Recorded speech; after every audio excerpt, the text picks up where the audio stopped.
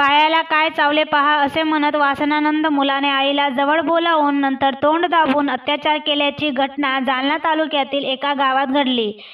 ही घटना 1 मे 2023 रोजी रात्रीच्या वेळी घडली। या प्रकरणात आईने दिलेल्या तक्रारीवरून मोजपुरी पोलीस ठाण्यात गुन्हा दाखल झाला होता। या प्रकरणाचा अवघ्या 1.5 वर्षातच निकाल लागला असून आरोपी मुलाला जन्मठेपेची शिक्षा सुनावली। मिळालेल्या माहितीनुसार 1 मे रोजी रात्रीच्या वेळीस जेवण करून आई व मुलगा हे घराबाहेर झोपले होते, परंतु रात्री 8 वाजेच्या सुमारास मुलगा घरात आला व लाईट बंद केला। त्यानंतर मोबाईलची बॅटरी लावून आईला आवाज देत घरात बोलवून घेतलं।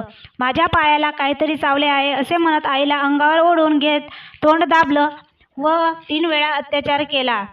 महिलेने 6 दिवसानंतर मोजपुरी पोलीस ठाण्यात तक्रार दिली। पोलिसांनी आरोपीला अटक केली। यात 7 साक्षीदार तपासात आहे। यात पीडिका, वैद्यकीय अधिकारी, तपासी अंमलदार यांच्या साक्ष महत्त्वाच्या ठरल्या। दोन्ही बाजूचा युक्तिवाद ऐकून जिल्हा व सत्र न्यायाधीश S.R. तांबोळी यांनी आरोपीला जन्मठेपेची शिक्षा सुनावली।